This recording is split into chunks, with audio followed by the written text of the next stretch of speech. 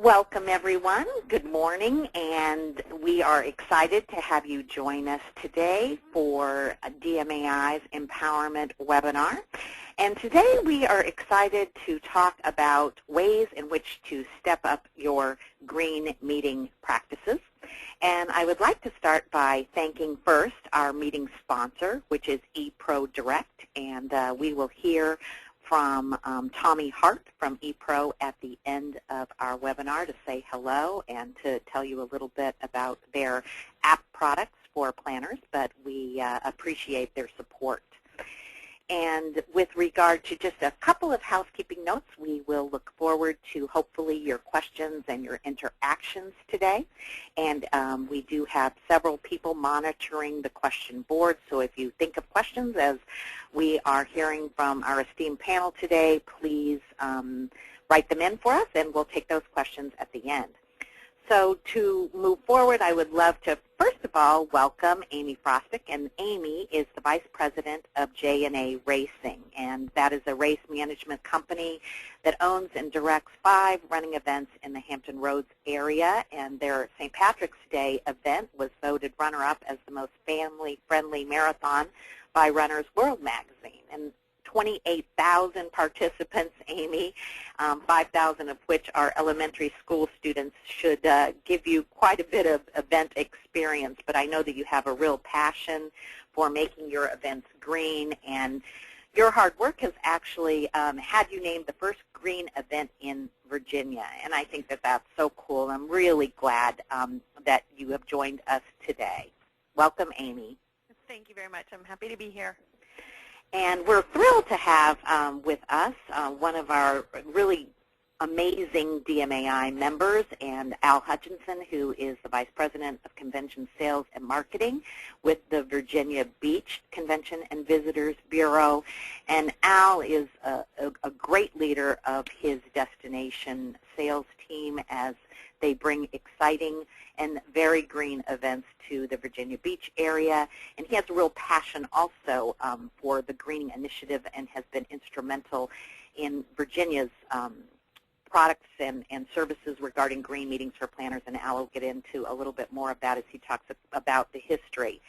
And last but certainly not least, we are thrilled to invite to join us today and to help you sort of understand more about sustainability is Kimberly Dobson, and she is the Lead Green Associate, the Sustainability Coordinator for the Virginia Beach CVB. And in April of 2010, the Virginia Beach Center became the nation's first convention center to earn that LEED Gold certification, and she'll tell us what that is, what that means. And they earned that in the existing buildings category. And so we look forward to understanding more and really having these panelists give us some good insight into their green meeting practices and how you may extend those into your own meetings and events. So Al and Kimberly, welcome from Virginia Beach. Thank you, Terry. Happy to be here. So to get started today, we really want to talk about where we're at and what you might do to, in fact, step it up. And I know in the last 10 years, probably most of you have adopted or at least begin to think about some green practices for your meetings. Maybe you've taken some small steps like separating recyclables out of your meeting products, or maybe you've started conserving paper by printing on both sides, or doing some things with reusable water. But however, if you want to take greater strides in kind of reducing your overall meetings footprint, I think in this webinar you'll really learn from Amy and from Al and from Kimberly, first of all, this mindset. And when we talked about this before, mindset was something that came up time and time again of, how do you start to think reusable, think dual purpose, and then customize that for your own event. And then they have some great suggestions for how you might select vendors, and really how does this affect your bottom line. And I know that Al is eager to share how CVBs and destinations across all meeting locations can help you with your green meetings. So I'd like to start by asking Kimberly to sort of help us define for the audience all this terminology that I think is a little confusing, Kimberly. You know, you hear CSR, which is corporate social responsibility, you hear sustainability, you hear greening, and I think these words are often mistaken and interchanged and confused. So Kimberly, can we start by asking you to maybe lay a clear foundation for us here? Sure, I'd be happy to. I think sustainability as a whole has many meanings, and some people tend to think of it strictly in an environmental standpoint. Others think of it in a social standpoint. How can we sustain ourselves? Or economic standpoint, is my business sustainable? What am I doing to make sure that I can continue to stay in business? And really, when you're talking about greening, it's the activities that are a practice to maintain environmental balance. So greening is definitely more related to, I think, the environment, whereas corporate social responsibility, that to me is the social aspect of sort of your triple bottom line, which I think is a good way to look at sustainability. It's the balance between social, economic, and environmental factors, and it's the balance of those three that gives you sustainability. With social, of course, you have your corporate social responsibility, and those are often, an organization's initiatives to assess and take responsibility for their effects on the environment and on social welfare. Are they good community members? Is the business a good member of the community? Do they give back? And of course, economic is, how successful is your business, and can you continue to, maybe draw customers, but also make sure you're making enough profit to expand and continue. And of course, the environmental factors would be that third factor of the triple bottom line of sustainability, is what are you doing to make sure that your business is not draining and depleting the resources. You want to make sure that what you do preserves those for future generations, and that would be sustainability. All right, that's very informative and really kind of gives me a clear picture of how they all fit together under that bigger umbrella. Thank you, Kimberly. Amy, I know you have a passion for greening, and I always think about it when I think about a meeting or an event is, really how do I leave the destination better than I found it? So can you tell me why you were first interested in sort of looking at greening up the events that you conduct? Sure. Well, I grew up in an environment where my mom and Dad always kind of had us think about our environment and what we did and how we lived our lives. And it kind of carried on in my life through college, and now corporate, we own a big running company where we do have 28,000 people who come into Virginia Beach, run on the streets, there's water stop cups, everything. And we started thinking, how can we leave Virginia Beach where it doesn't look like we've been here and there has not been a run? So the state of Virginia started a Virginia greening process, and this was, I would say, about 6 years ago. And as soon as I knew that was a challenge, that we could have this certification, I'm like, well, let's look at everything we do and let's make our company green. And of course, it only makes sense because it is the Shamrock Marathon. You're supposed to be green. So we started looking at everything we did at that time, and ever since then, for each one of our races that we've introduced, we have 4 more other races, and for each one of them, we've practiced being green and looked at all the different levels that we can do that. That's great, Amy. Al, how did then Virginia Beach become interested in that greater greening initiative? What's the framework or the foundation for that, Al? Well, thank you, Terry. I think it was about back in probably 2006, 2007 when the whole green meeting movement started to take off around the country. We started taking a look at it, and fortunately, the person that runs our convention services department attended a meeting with our Virginia Green. Was an initiative that was being launched, and she came back to our office and shared with us some information saying, guys, we've really got to get on this bandwagon. And we felt that if we're going to get involved in the green movement as a CVB or as a DMO, we needed to take the lead on making this happen. So we reached out to our stakeholders in the community, our hoteliers, our restaurant community, our attractions, our airport, and we put together what we called a green team, folks who could be advocates with this movement, because one of the messages I have for my DMO friends is in order to do the green movement, we wanted to be the lead on it, and we had to be authentic with it.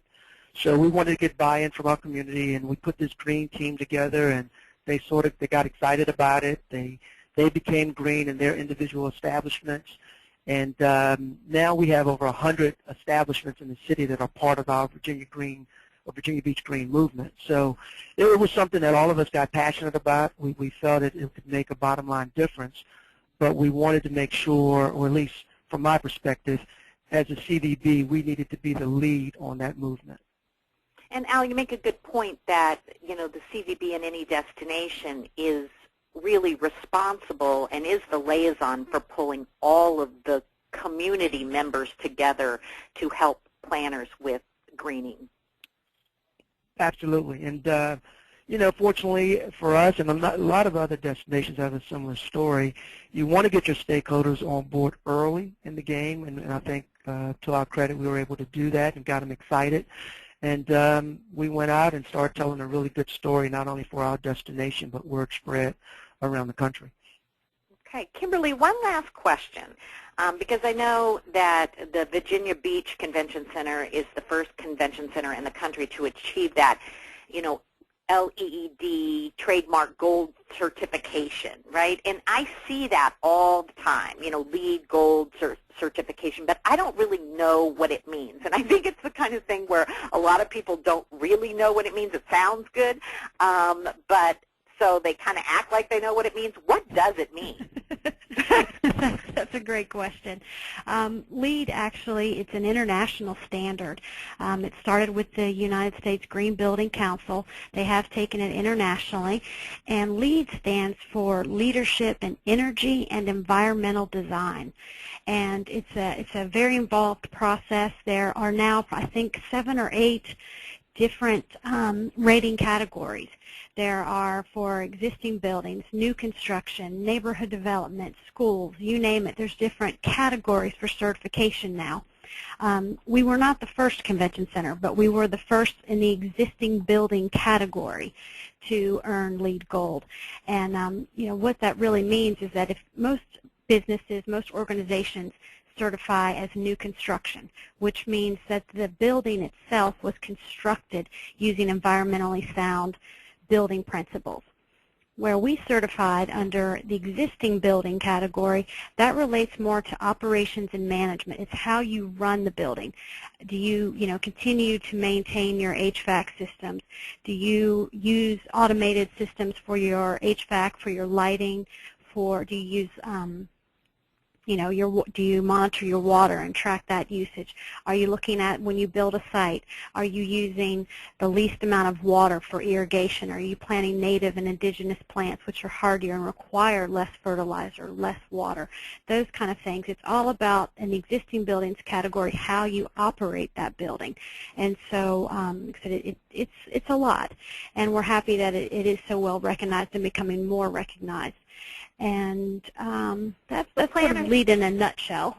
So planners can really feel confident when they see that LEED certification, that it means something, that the buildings or that the organizations or vendors that they are working with who have achieved that LEED certification are in compliance with those factors.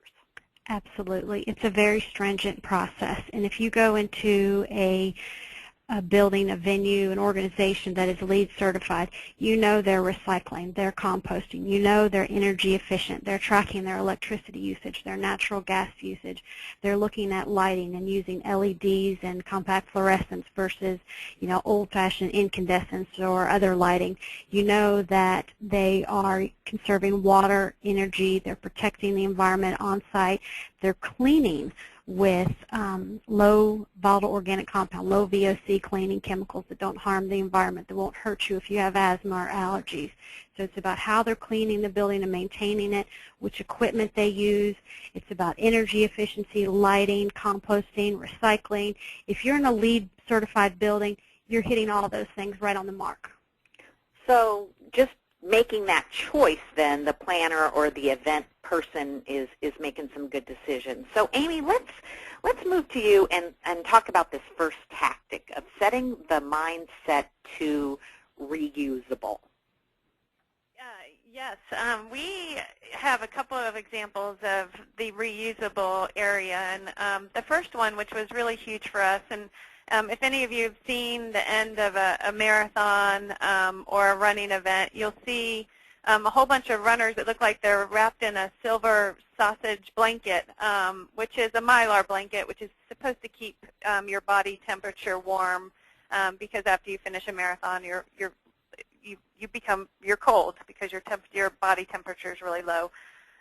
So we looked at an opportunity there where, there's 28,000 that finish our race, and they're all throwing this silver blanket once they're finished and want to change into their dry clothes.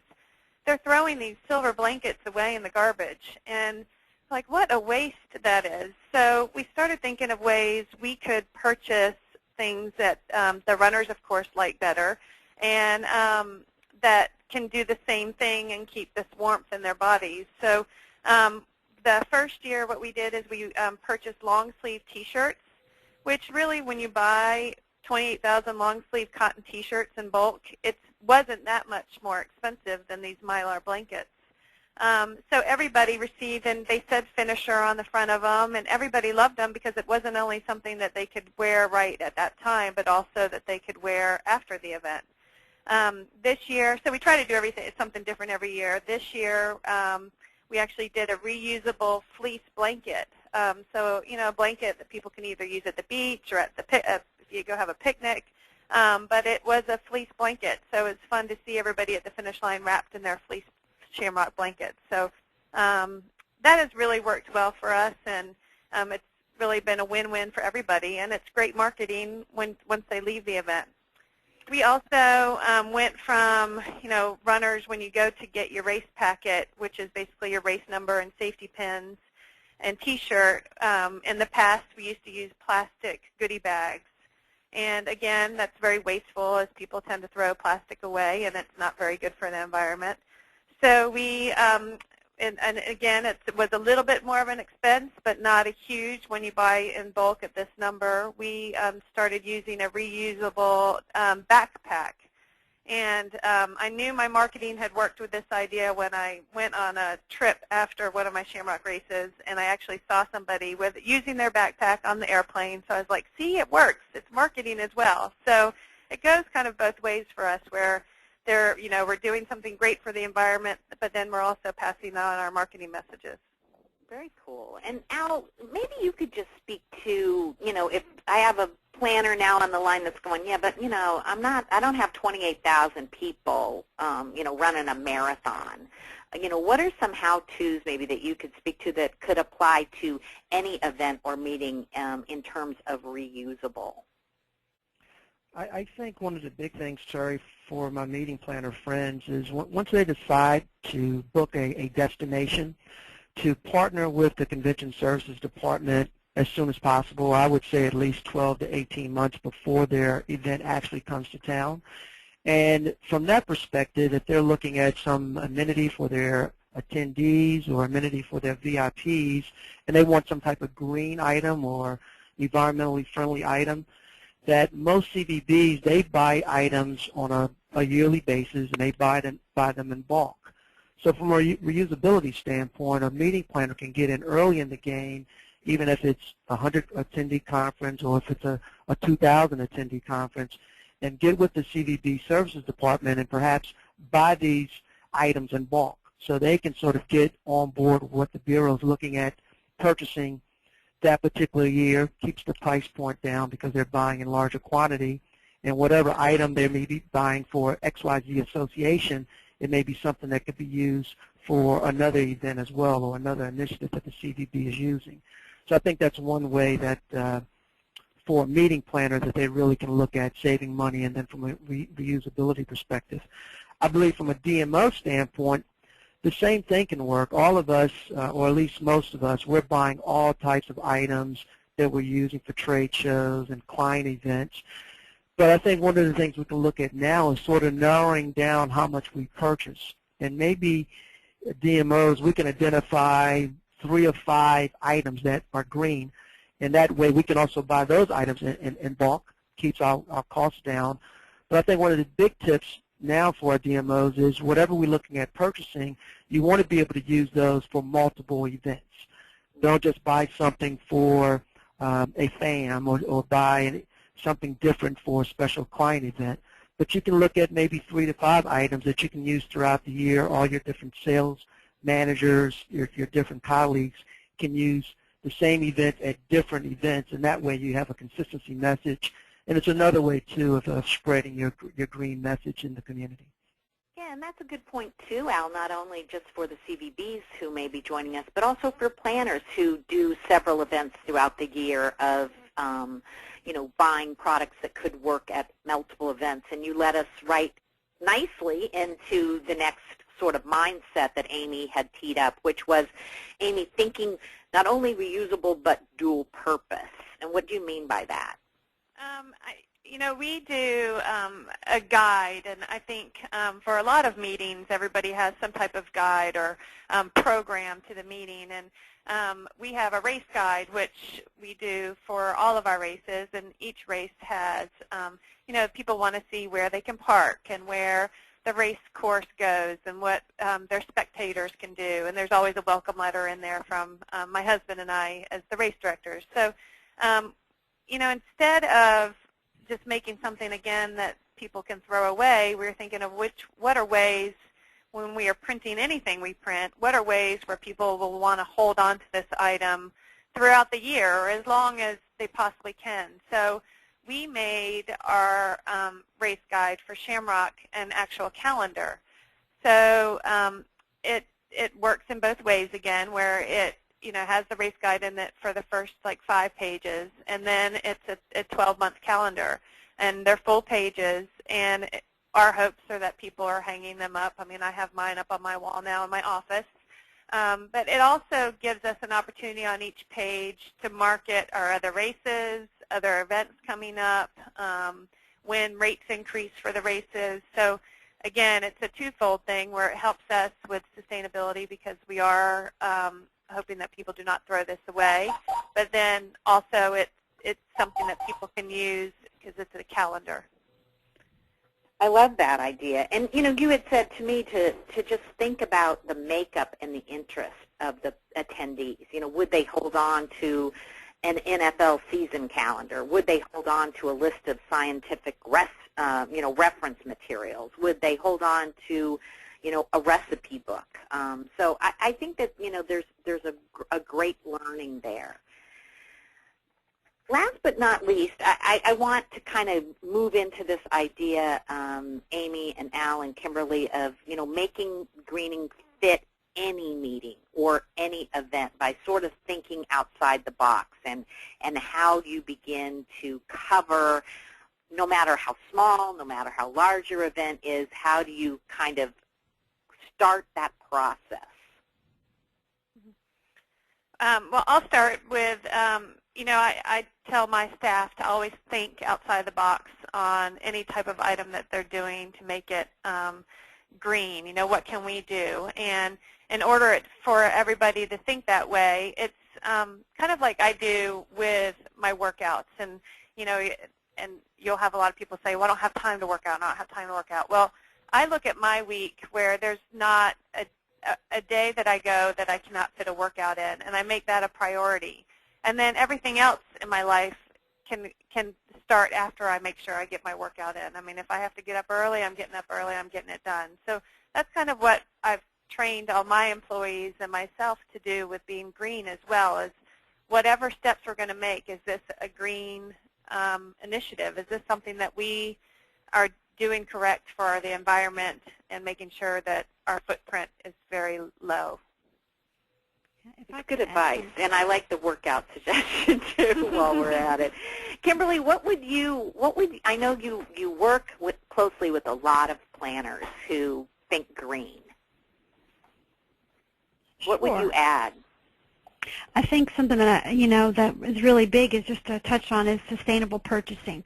And when you are thinking about these products, no matter what it is, whether it's do I need a notebook or how am I going to get information out, look at can you do it electronically. If you have to buy it, is it something you can buy that's made of recycled content? Or if you have to buy it or you have to have it, is it something like Amy said that can be dual purpose? Maybe you buy a notebook that is made of recycled paper, so that's good there. It's a notebook, so attendees to your meeting can use it to write on. It probably has multiple pages, which means they can use it again, and it's an opportunity to put your logo on it or your slogan or whatever that may be. Things like that that serve multiple purposes are hopefully, made in an environmentally friendly way, and also that, can it be, if it's not, then can you recycle it? Can it be reused? Can it be recycled? And I think that's just a big thing to think about with anything you do is try and hit one of those categories. Is it made in a sustainable fashion? Can it serve more than one purpose? Or is there a way that I can have it recycled, so it doesn't go into a landfill? So I think thinking about your purchases in those terms can be a big help for any meeting, any meeting planner, no matter what the size or type of event. Great point, Kimberly. Now, Al, what about choosing green vendors? So now I'm going to put this mindset on. I'm going to think reusable, think recyclable, start to manage my green bottom line like I do my budget bottom line. But now I go to a destination that I'm unfamiliar with. How do I get green vendors? That's a great question, Terry, and I think the first place to start for all of the meeting planners is the Convention and Visitors Bureau, or DMO, in that destination. And the meeting planners need to look at us as the clearinghouse. We're the place that they should go to really seek that information first, because the DMOs, they know the vendors in their community. They know the folks who are green friendly. They know the vendors that really have that green message and are advocates when it comes to being green. So from a planner perspective, the DMO can really help direct them to the right organizations to work with and to partner with. So they don't have to spend all that time, tracking them down. Exactly. A lot of bureaus are membership bureaus, so they have those green businesses that are part of their membership. Others, such as like Virginia Beach, we're not a membership bureau, but we do know who the vendors are in our locations that can really help get that message out and direct them to the appropriate vendors in the destination. Great. We're almost at the end of our time, but I want just to kind of put in this last bullet, Amy. I know a lot of, I guess, resistance to the greening might be, I'd love to help, but it's going to cost me more. Would you comment on that? Sure. We actually saved some money in our greening, and one of it was we totally went from a 12-page brochure for our events to a 6-page brochure. So we save money in the printing costs. We make sure our brochure is printed on recycled material, which that doesn't cost anymore. And then we promoted online registration instead of people filling out a paper application and sending it through snail mail. So we thought we were going to get some resistance from people because there are some online charges that goes to the participant, not to us. But it's been well received by everybody. It's easy for them to sign up online. And last year we had 96% of all of our participants, and we have 55,000 participants in a year, signed up online. So it's been really good for us, and it has saved money. Great. And Terry, if I can just add to that, another cost savings that our meeting planners need to think about. In most destinations, we're all about buying fresh, buying local when it comes to food, either at our convention centers or at the hotels. So your DMOs can sort of help the planners to identify the vendors that can help them on a food and beverage cost perspective, and identify some of the local folks who produce, have the vegetables for them, and they can get them at a lower cost for their food functions. Some convention centers, such as the one here, have gardens in the back of their convention center. So they actually have they're growing the produce right there that they can use at their different food functions. And another cost savings that planners should think about is maybe partnering with some of these green vendors and destinations and have them to be sponsors of their events, whether it's a food function or sponsoring a reception or sponsoring one of their events. And that's another way that I think our meeting planner community can really get some additional revenue for their meetings. I love those ideas, Alan. And not only save money, but really get better, fresher, products, which is a double win. So, Al, I think you've done a great job, and Kimberly, throughout this entire webinar, kind of building to this point, but that, the destination marketing organizations, or the Convention and Visitors Bureaus, as we are also known in every destination, can really help you find whatever it is you are looking for, the right venue, the right hotel, the right green vendors, and that, you're really uniquely suited to that task. And Al, any just maybe final words of encouragement for maybe a meeting planner who has never worked with the Convention and Visitors Bureau in, the advantages of reaching out to you first? Well, from a meeting planner perspective, the big message that I always like to give is that our purpose as a DMO is more than just heads and beds. That's our primary focus. But at the end of the day, we want our meeting planners to bring their conferences, their meetings to our communities. And once they leave, we want our communities to be better. And all of us are focused on the whole sustainability message. We want to partner with our planner community and give them ways and examples of how they can help us to make Virginia Beach and other cities in this country a better place once they meet and convene. We should be your facilitator. We should be your first point of contact. The DMO community knows how to make it happen in their destination, and we should be the folks that they talk to. If I could very quickly, though, from a DMO perspective, my message to my friends there when it comes to sustainability is that we have to work for a comprehensive message. We have to work on our websites, our marketing materials, what we do on a face-to-face marketing. Everything has to have that sustainability message. And I'm all about just being very efficient with that, having a consistent message, and I think that's very important to your core value. Very great. Well, if you at least I feel inspired to get going and to think more in the realm of even, how we at our DMAI empowerment team can get a little bit more green. But if you are eager to reach out to a destination expert, you can find us online at empowerMINT.com. And there are over 880 destination experts from fine destinations across the country who are eager to connect with you and make you feel at home in their destinations.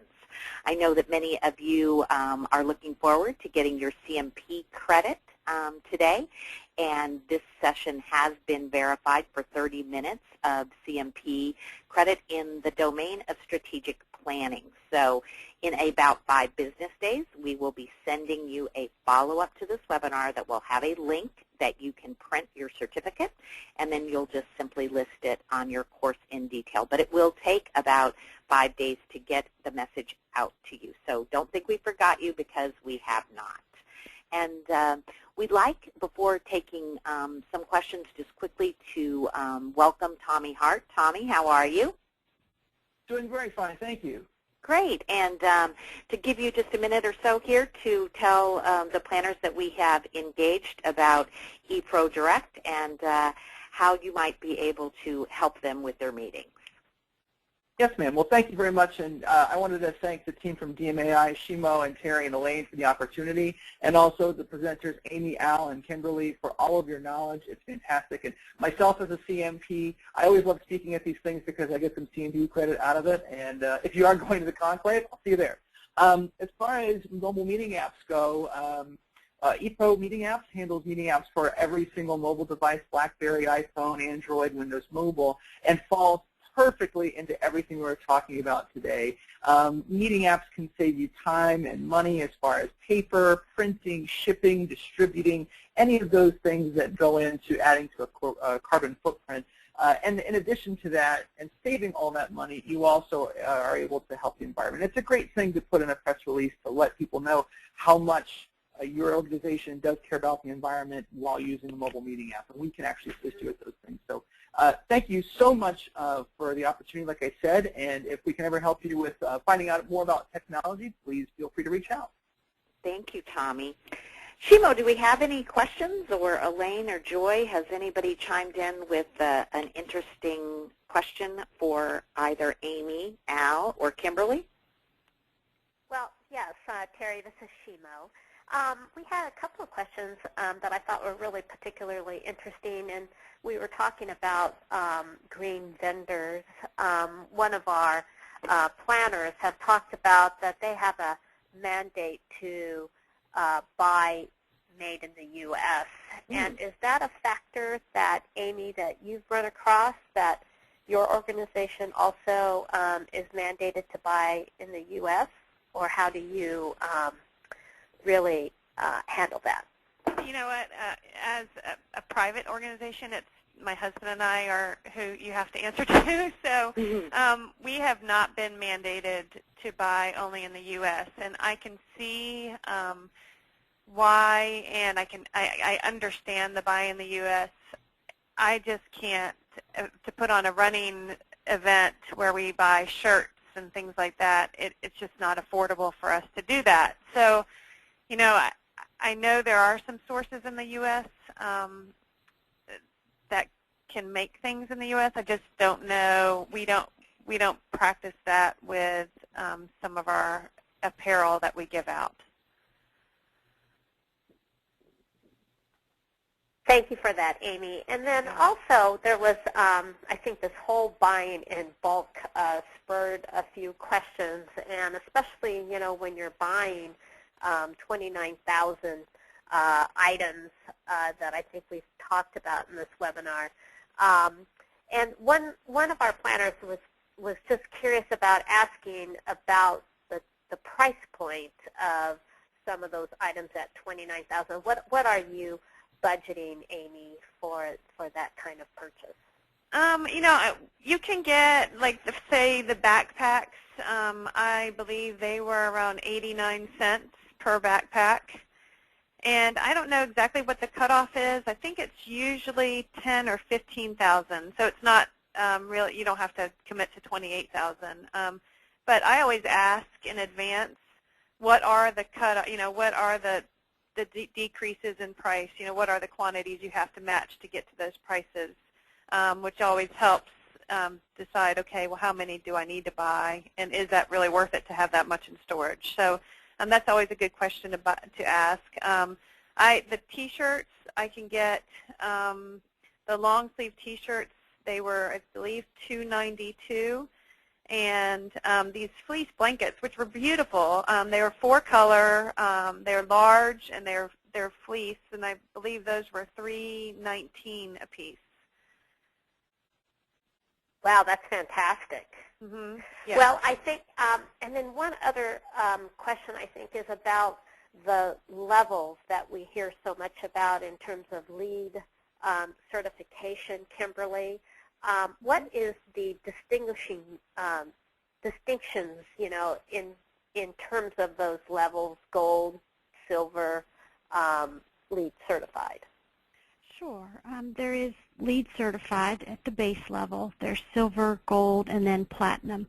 And it really comes down to sometimes just how in-depth you want to take something. You could, you know, when we went through certification process, just to give you a very simple example, you know, if you could get your landfill diversion rate, meaning the amount of waste that you diverted from the landfill, if you could get 30% of your total waste diverted from the landfill, that was 1 credit. If you could get 50% or more, that was 2 credits. And sometimes it's just a matter of those items, or how much can you reduce your building's water usage. And maybe it was, you know, 2 credits for 10% and 3 credits for 20%. Or what's really a big push right now with LEED is alternative commuting transportation. And that's based on the assumption that most people drive in their gas-powered vehicles, 1 person per car to and from work. And if you can reduce the number of commutes in a week through either a compressed work week, through working from home and a telecommuting basis, or through some way that gets people off the roads, then you can earn anywhere from 3 up to 15 credits based on how much you can reduce those commutes that your employees are taking. So whether you're looking at just certified on, at the bottom level or platinum on the top level, a lot of that there's, like I said, just a million different. There's actually, I want to say, 49 different credits for to make just the certified level. And again, this depends on which rating system. LEED's been out there since I think the early 2000s, maybe even late 90s, and so they have they're working on version 4 right now.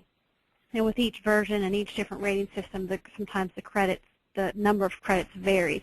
But essentially, it's there's potential out there just based on the size of your building, and sometimes it does come down to some dollars. If maybe you could do some of the no-cost things and get certified, but if you wanted to replace all of your incandescent light bulbs with more energy-efficient, say, LEDs, there's an expense involved in that. You're going to recoup a lot of that, expense through your lowered energy bills, but you got to make that initial expense. And so sometimes which level can have to do with dollars and what your budget is for upgrading your facility or the age of the facility. But hopefully that helps a little. Thank you so much, Kimberly.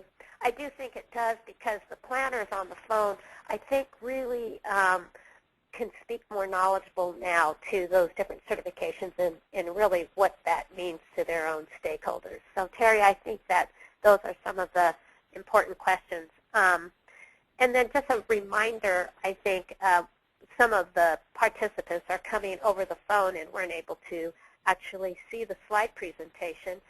Yes, you'll be able to get a copy of the slides as well as a recording of the webinar along with your certificate for participating, whether you're on the phone or whether or not you are watching it online. So thank you, Terry. Absolutely, and so look next week in your mailbox near the end of the week for a recording, the PowerPoint, as well as your certificate. And we look forward to getting all of that out to you.